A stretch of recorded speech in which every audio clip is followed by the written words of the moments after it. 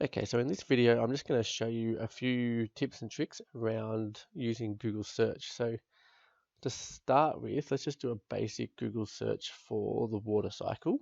And you'll see that straight away we just get our basic types of results. Now, if you want to refine your search, so maybe you wanted images, you can click there. If you want videos about the water cycle, you click here, or books. And there's more options here if you want maps about the water cycle or anything like that. Over here, we click on settings, and settings brings up search settings, your languages, so you could choose to search in a different language maybe. If you want to turn off your safe search, you could do that, but I would not recommend that. And you might want to teach your students about safe search as well. There's then advanced search.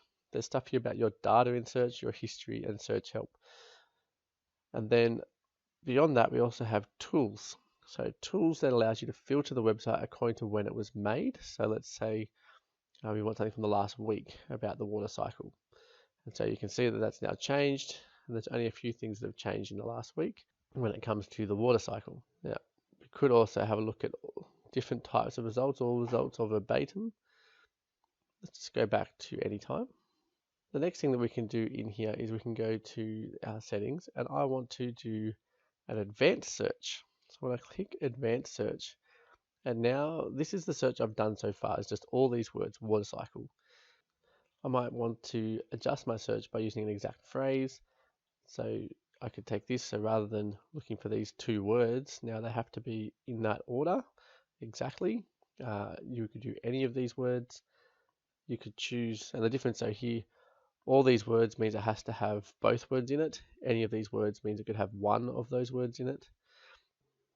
So none of these words might help you to refine your search. So for example, if I was searching for my name, Daniel Jackson, I know that there is also a Daniel Jackson in Stargate. And so I would say I do not want anything with Stargate in it to help remove all of those websites that are Stargate focused to hopefully find something that's related to me, for example. You can keep coming down. You can filter by language. You can filter by region. So if you really want websites and stuff that were published in Australia, you could choose that.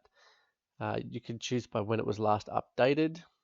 You could also limit it by domain or site. And I like to do this quite frequently when I'm searching for information and when I'm teaching my students to do sites that help them to find accurate and up-to-date information. So often I'll tell them to do a search for edu, because I tend to find edu websites that come from universities and stuff tend to have really accurate information and up-to-date information, whereas .gov, I know people say it's a bit more reliable, it's also a bit older generally.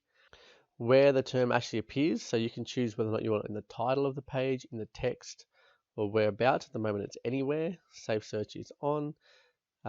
What type of format? Do you want it to be a website, a PowerPoint? What exactly are you looking at? So if you're looking to find a PowerPoint that you've lost somewhere that you know you uploaded to a website, you could choose that as well.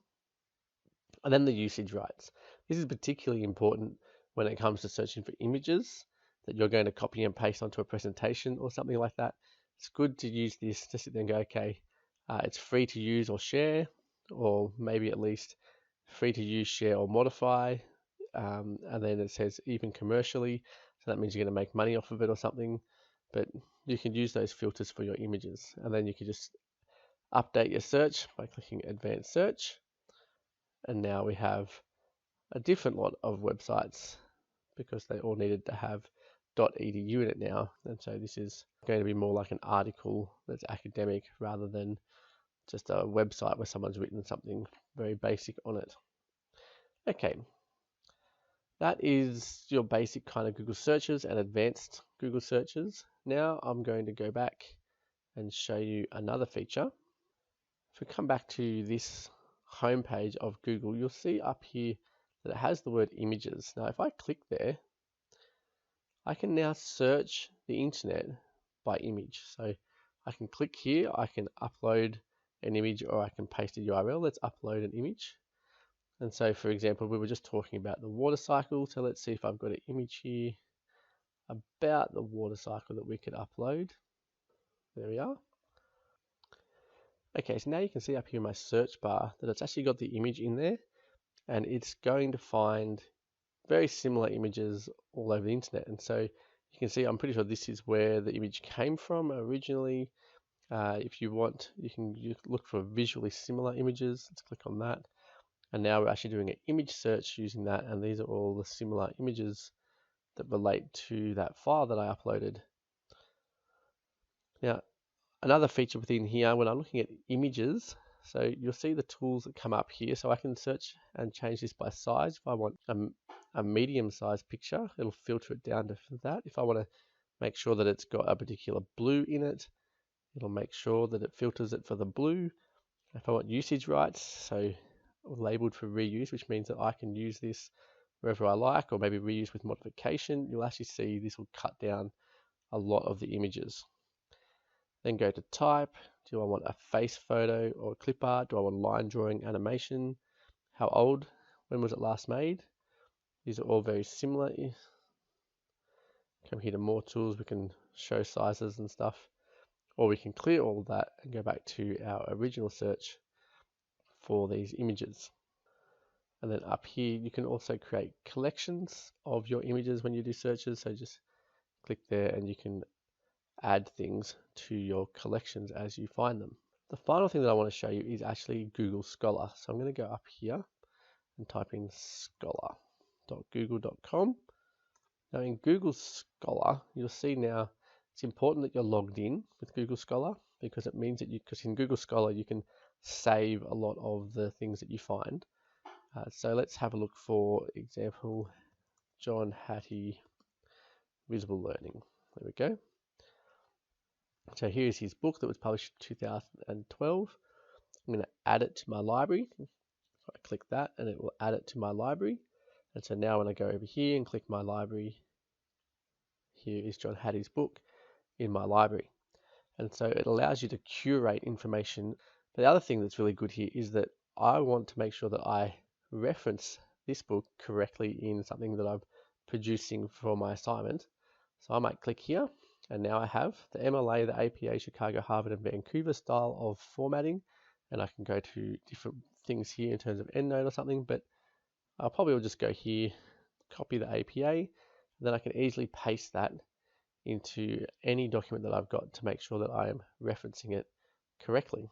Now in here as well, I can filter things by when it was published. So if I want something that was published very recently by John around visible learning, here you'll see he's published something just this year about visible learning insights.